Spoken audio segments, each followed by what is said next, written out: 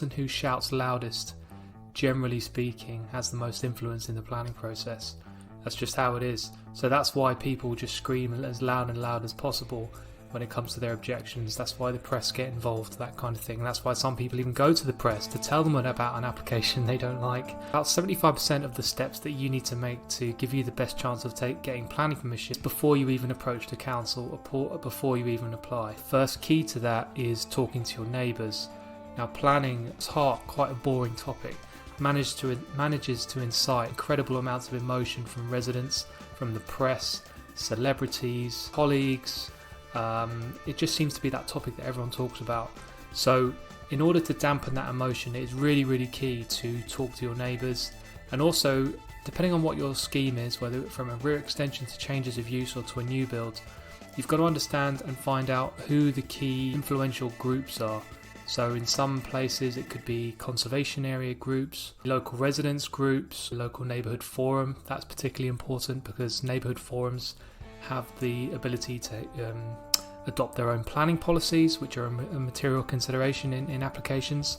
So looking for groups, they're really, really important. Normally the thing about planning is the person who shouts loudest, generally speaking, has the most influence in the planning process. That's just how it is. So that's why people just scream as loud and loud as possible when it comes to their objections. That's why the press get involved, that kind of thing. And that's why some people even go to the press to tell them about an application they don't like. So anything you can do to dampen that emotion, and that means going to them before you have designed the plans, because most of the time what really infuriates people is they've been consulted before the application, but actually nothing has changed to the point where the application comes in and they don't feel like they've been listened to. So the first step is talk to your local groups, residents, neighbours, influential groups, influential people, councillors even, showing them your plans or talking about the idea, just to kind of suppress that level of emotion so that you have the best chance of it going through the planning process. Second top tip, and we're still before the planning process here, is you must get the right drawings and good, easy to read drawings. This is such a common pitfall of people that try and submit planning applications. They think they can just submit any old plans that are unclear. As long as it roughly shows what you're trying to do, then it's fine. That's not the case. The best thing you could possibly do is to get good drawings from, it doesn't have to be an architect depending on what you're proposing to do, but just someone who knows how to do good drawings. And the best way of kind of doing that, in my opinion, is depending on what authority you're in. If you type in to their local planning search engine the type of development that you want to do, find something very similar that has been approved. That's key. And then have a look at the drawings. Do you like them personally? If you can understand them, then a planning officer is going to understand them, and most importantly, linked to my last point, neighbours are going to understand them. And if you make them as clear as possible, it removes the kind of guesswork as to how a proposal is going to impact you or impact your neighbours. So if you have really clear drawings, and the councils have a list of the type of plans that they need, but more generally speaking, it's a site location plan, a site plan, clear floor plans, elevations and sections. Sometimes they can add more depending on what you're trying to do. Also have an elevation showing the context, so particularly if you're doing a thing like a roof extension, they'll want to see how high it is in relation to the other roofs. So yeah, clear and concise, easy to read drawings, really important. Step 3 is to check planning policy. Every local council has their own policies, unfortunately, which make sometimes them hard to navigate. But the key thing to look out for here is, generally speaking, the high level things are generally the same across councils in terms of what they try to protect, and that they kind of look for the highest level of design. The key thing to look out for is whether they refer to some document that they have that will give you further guidance on that topic.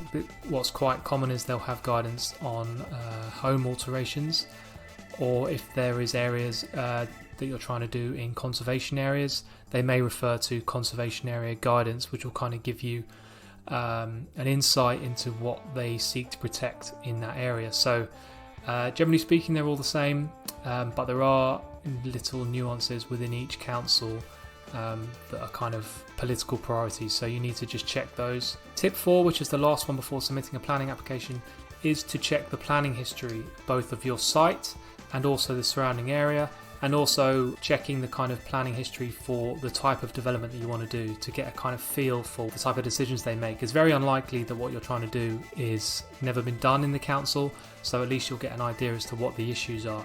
Now, if you've not done this before and you don't quite appreciate the volume of planning applications that go on around the country, but in your local authority, you'll find that there are an amazing amount of applications submitted every day. And it's quite a thing that people are kind of unaware of. They don't understand the volume that goes on just in their small area. So checking your planning history is an incredibly helpful step. So once you find something of relevance, so let's say you're doing a rear extension on your road and you found planning history of rear extensions being refused in your area or whatever, or even approved, every application should have, sometimes not, but should have an officer's report with it, and the officer's report will clearly set out why they came to the view they did. So if it's been refused for a basic thing like a rear extension, normally it's because it's in a conservation area and it's too big, or what they're trying to do is going to impact the amenity of their neighbours, or again, if it's in a conservation area, perhaps it doesn't match the kind of prevailing development in the local area. Similarly with roof extensions. So checking the planning history is really important, and checking what officers and the council have said about that area, because it tells you, first of all, it tells you what policies to look at, because they make a decision based on the relevant policies. So that gives you a very quick insight into which planning policies to check. And then it tells you how they used those policies to come to the view that they did. Also, what's interesting that you can check is the amount of objections. Now, linking back to what I said about checking, talking to your neighbours, the officer's report will sometimes show how many objections have been received. And if you find that an application in your area has had a huge amount of objections or just comments, unlikely to be support, unfortunately, but if you just check how many people have responded, you'll kind of get a feel for how active the local residential community is in that area. And that will give you an insight as to who to speak to. It may be residents, but it also may be local groups, conservation area groups and other bodies like that. So the planning history seems like a simple thing, but you get an incredible amount of information from that simple search. So tip 5, by now you would have submitted your planning application, and I've done videos in the past about what it's like, the life of a planning officer and kind of what it's like. But this is the kind of step where understanding what an officer's like is kind of really helpful to know for context, because quite often planning officers get bashed from all angles, whether it's the applicant, whether it's objectors, members of the public, even their managers who are asking them to determine applications on time, and also more widely the council is under pressure to make decisions on time because the government threaten to get involved if you're not making your decisions on time. So it's quite a tough job for a planning officer. They're the kind of the focal point of a lot of people's kind of attention. So this is where making life for the planning officer as simple as possible really is effective. So that's why all those steps leading up to this point are really important. Talk to your neighbours, get good drawings, check the planning policy, check the planning history, because that will all come across in your application if you've done that. And then once an officer receives it, they can clearly see what you're doing, what the issues are, very easy to understand, and they can make a very informed and quick decision based on that. Now, I know it's very hard to get hold of planning officers, everyone knows that, it's incredibly hard, but you can kind of make it easy for the planning officer by that information, but also just gradually increasing your level of contact with them. It's quite possible that you're not going to hear from them for quite a long time, but the closer you get to decision date, that's when it's more likely that they're going to start writing up their reports.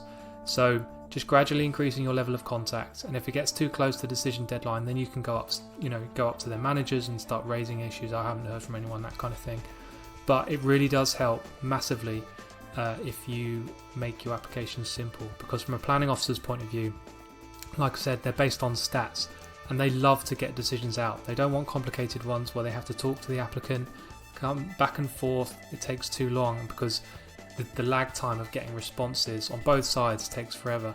But if they can make a decision based off the application you submitted as it is, then it's highly likely that you're going to get a decision on time.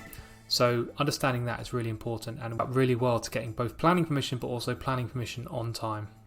Tip number 6, which is linked to making the planning officer's job a lot easier. This whole time during the application is like a key time to just really focus in on making it as simple as it can be for the council. You don't want to be arguing with the council, you kind of have to be ahead of the curve. So linked to that is, it's more than likely, if you live in an area that's got a lot of interest in planning, that you're going to get objections, even if you have done the steps I laid out before. That's just how planning is. But if you're finding that a lot of objections are coming in, what's really helpful, which no one does, which is really helpful, is check the objections are coming in, what issues are they saying, and then what you can do is download all the objections, put them into a document, next to them write down why your development is acceptable next to it. And you can then just send that as a document to the officer. So again, that will stop them from going through every objection, seeing how your development meets up against that. Whereas if you've genuinely done a document that's helpfully saying, okay, they're saying that their window overlooks their kitchen, you can say, no, it doesn't go anywhere near their kitchen. You know, that kind of stuff. So quite often objections are inaccurate. And if you can kind of correct those things for the planning officer's benefit, then you're in a really good point. So like I say, it's something that no one ever does, but it's really, really helpful when people do. Generally speaking, people that do this are kind of professional consultants, and that's how they help their applications to get through quickly, is because they are basically doing the job for the officer as much as possible as the application is going on. The last tip is after you've got planning permission. So this is assuming you've got planning permission, which is a great thing. The key thing to check here is the accuracy of the decision notice, and also what conditions are being imposed on you to discharge. So first of all, the drawing numbers. Check on the front page of the decision notice, it will say the description of development. First of all, check that's right. Second of all, it will list the drawing numbers. Check that they correspond with everything you've submitted and there's no detail missing. That's really important because it's an enforceable document. So if you build something that isn't in accordance with what the decision notice says, you're open to enforcement action, and you may have to correct everything you've done, which is a huge issue. So that is a very, very important step to check. The last one is checking the conditions. Now sometimes unfortunately what councils can do is add conditions to essentially give them an opportunity to either slow down the process or control things that they weren't 100% happy with during the application. You can check these and then challenge the officer to say that it may or may not be necessary. So check for conditions like they normally start with, you cannot commence work until blah blah, and sometimes it will be details of materials, or it will be details of cycle parking, or it will be, if you're doing a new build house for instance, sometimes it will be kind of drainage systems, all that detail. So just check the conditions, make sure they're appropriate, and just if there's anything that stands out in there that is unreasonable, then you can go back to the officer and discuss that with them. And if they stand firm, then you do have an opportunity to appeal, which is a whole other thing.